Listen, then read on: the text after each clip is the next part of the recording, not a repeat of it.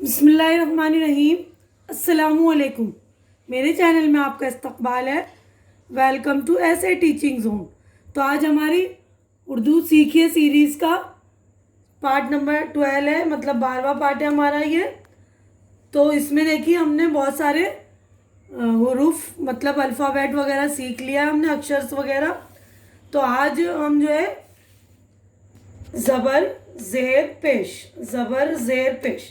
तो आज हम अक्षर नहीं सीखेंगे, आज हम हरकत यानी अल्फाज बनाने के लिए हुरूफ को जब हम जोड़ते हैं, तो जैसे आपने जो कुरान शरीफ पढ़ रहे होंगे उनको पता होगा ना, इनको आराब कहते हैं। यानी इनसे लफ्ज़ जो है हरकत करती हैं, यानी कि जो हुरूफ मिलाने के बाद उसकी आवाज़ किस तरह निकलेगी।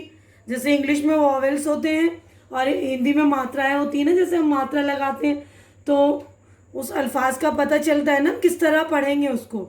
खाली हुरूफ लिखने से तो हमें अल्फाज का मतलब पता नहीं चलेगा ना। तो देखिए ये अनार, तो ये ज़बर है, तो ज़बर की आवाज़ जो है हल्की सी की, पूरा आ की नहीं होती तो अलिफ के ऊपर ज़बर है तो अलिफ ज़बर नून अलिफ ज़बर ना, और रे अनार। और नीचे ज़ेर होगा तो ई हो जाएगा ना, तो इनार नहीं पढ़ सकते, ये अनार लफ्ज़ है तो अनार। तो उर्दू में हम ज़ेर ज़बर पेश जो है हमें समझना होता है। तो ये आपको समझने के लिए आपको बता रही हूँ, यहाँ पर मैंने सभी पर ज़ेर ज़बर पेश जो है लगा रखा है, क्योंकि अरबी में हम ज़बर ज़ेर पेश लगाते हैं और उसमें लगाना ज़रूरी होता है। जब हम कुरान पढ़ते हैं तो आपने देखा होगा कि ज़ेर ज़बर पेश जज़म तस्दीद जो भी है आराब होते हैं वो लगे हुए होते हैं, लेकिन उर्दू में हमें समझ कर पढ़ना होता है। सेंटेंस के मुताबिक हमें समझना होता है कि इस पे ज़ेर लगेगा, कि इस पे पेश लगेगा, इस पे ज़बर लगेगा, है ना, इसी तरह। तो देखिए ज़बर की आवाज़ जो है हल्की सी आ की होती है, जैसे हिंदी में छोटे आ से अनार होता है ना, और इसी तरह छोटी ई से इमली जैसे होता है, जैसे दिल, तो दिल में जो ज़ेर लगेगा। और पेश, तो हिंदी की छोटे ऊ की आवाज़ जो है तो वो पेश की आवाज़ है। तो अ की होगी ई और ऊ की आवाज़ हिंदी में। और इसी तरह जब हम इंग्लिश में वॉवेल्स करते हैं ए ई आई ओ यू वगैरह, तो उसमें भी जो है वर्ड्स बनाने में जो अल्फ़ाबेट हम जोड़ते हैं तो उनको इस्तेमाल करते हैं कि वो जो है लफ्ज़ बने कोई सा भी। जैसे हम कैट लिखेंगे तो सी और टी नहीं लिख सकते हैं ना, तो सी ए टी कैट, कैट पढ़ेंगे। सी टी कट या कैट कुट कुछ क्या पढ़ेंगे, तो ए लगाएंगे तो हमारी समझ में आ गया कि ये कैट लफ्ज़ है ना। इसी तरह जो है ये उर्दू में ज़बर ज़ेर पेश होते हैं, ठीक है। तो आप लोग बिल्कुल ध्यान देंगे, मैं पढ़ रही हूँ। देखिए अलिफ के ऊपर ज़बर है, अलिफ ज़बर आ, नून अलिफ ज़बर ना, और रे साकिन अनार, अलिफ ज़बर आ ख, बे अलिफ और रे अखबार, अलिफ ज़बर आ, दाल ज़बर दा आदा, और बे साकिन अदब, ठीक है। तो उर्दू में ज़बर ज़ेर लगाना नहीं पड़ता, ये हमें अंडरस्टूड करना पड़ता है। इसी तरह देखिए बे ज़बर ब, दाल ज़बर दा बदा, और नून साकिन बदन, बे रे ज़बर बर, ते नून ज़बर तन बर्तन, से ये ज़बर ज़ै, और दाल साकिन जैद, अलिफ ज़बर आ, इसके ऊपर भी ज़बर आएगा, अलिफ ज़बर आ, जाल अलिफ और नून अजान। अभी देखिए नीचे लिखा हुआ है तो अलिफ ज़े ई, जीम अलिफ ज़बर जा, इजा, जे और ते जत, इजाज़त, ठीक है ना। नीचे ज़ेर लगा तो हमें पता है ये ई पढ़ना है इसको, है ना। इसी तरह देखिए अलिफ के नीचे ज़ेर लगा तो इतवार पढ़ेंगे, अलिफ ते वाव अलिफ रे इतवार, नून ज़ेर नी, डाल रे डर निडर, वाव अलिफ वा हे दाल हिद वाहिद, वाव अलिफ वा जीम दाल ज़ेर जिद।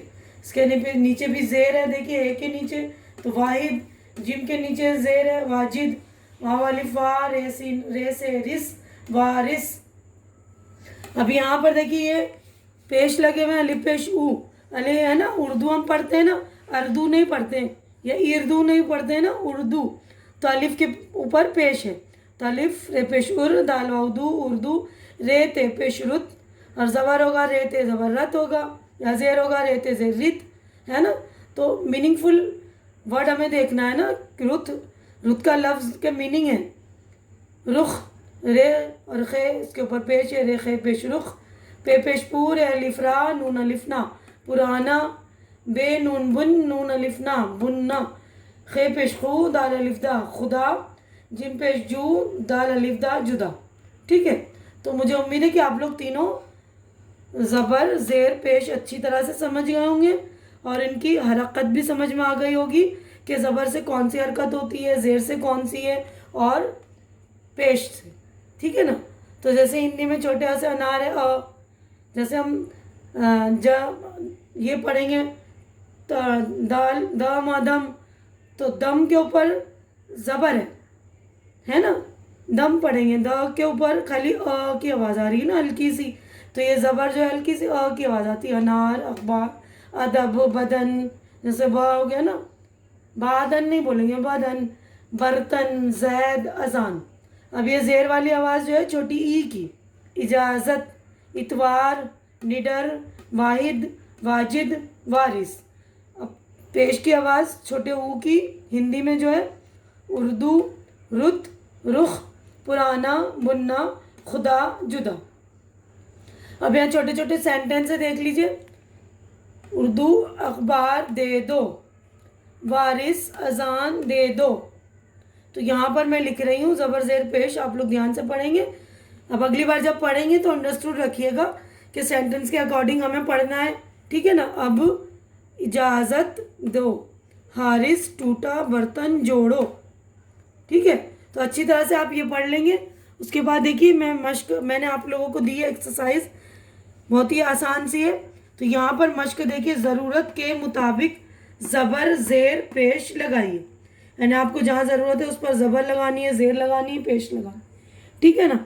तो अब मैं देखिए अल्फाज जो है पढ़ रही हूँ ताकि आपके समझ में आ जाए कहाँ पर ज़बर लगानी है, कहाँ पर ज़ेर लगानी है, कहाँ पर पेश लगानी है। ठीक है ना। तो देखिए ये लफ्ज़ है दाल और नीम, तो हम दन पढ़ेंगे। दन तो कोई मीनिंगफुल लफ्ज़ नहीं है ना, मीनिंगफुल वर्ड नहीं है। तो क्या है ये वर्ड? दिन। तो इसके नीचे ज़ेर आएगा, बिल्कुल ध्यान देंगे आप लोग। यह है दिन। वज़न खबर दर्जी जर्दी, तो कहाँ पर ज़बर आएगा, कहाँ ज़ेर आएगा, समझ में आ रहा है ना। तो ज़े के ऊपर ज़बर आएगा, दाल के नीचे ज़ेर है ना। आखिर पुराना चुनना, जैसे ऊपर बुनना था यहाँ पर चुनना। वाजिद बचत जानिब। ठीक है ना। चर्चा, बिल्कुल अच्छी तरह से मैं पढ़ रही हूँ, आप लोग भी पढ़ लीजिएगा। रीडिंग पे भी ध्यान देंगे और लिखने पे भी ध्यान देंगे। ठीक है ना। और मैंने बार बार कहा है कि नई कॉपी बनाई है उसमें अच्छी तरह लिखिए। एक बार लिखिए, नहीं आ रहा है समझ में, फिर अगले 2 बार लिखिए, 3 बार लिखिए, कम से कम 3 बार लिखा कीजिए ताकि आपकी रीडिंग और राइटिंग दोनों अच्छी हो। अब देखिए अगला हरूफ जो है, अगला लफ्ज़ जो है वाहिद।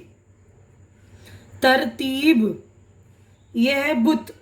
इसको बत नहीं बोलेंगे, बेत है ज़बर बत नहीं होगा ना, क्योंकि लफ्ज़ है बुत, बुत लफ्ज़ होता है। और यह है चुप। ठीक है, तो आप मेरे उम्मीद करती हूँ कि आप लोगों को समझ में आ गया होगा किस पर ज़बर लगाना है, किस पे ज़ेर लगाना है, किस पे पेश लगाना है। तो ये वाली मश्क आप लोग अच्छी तरह से कर लेंगे। तो देखिए मैं अपनी वीडियो यहीं पर कंप्लीट कर रही हूँ, आप लोग एक्सरसाइज अच्छी तरह से कर लीजिएगा। उम्मीद करती हूँ कि आप लोगों को मेरी ये वीडियो अच्छी लग रही होगी। अच्छी लग रही तो इसे लाइक कीजिए, ज़्यादा से ज़्यादा शेयर कीजिए। जो ज़रूरतमंद लोग हैं जिनको उर्दू सीखनी उन तक पहुँचाइए, यानी शेयर कीजिए। आप लोग शेयर किया कीजिए और मेरी वीडियो पूरी देखा कीजिए। और मेरे चैनल को सब्सक्राइब करके मेरी हिम्मत भी बढ़ाइए, मेरी हौसला अफजाई कीजिए। हमारी अगली मुलाकात अगली वीडियो में होगी। तब तक आप लोग अपना ख्याल रखिए, मुझे दुआओं में याद रखिए। अल्लाह हाफिज़।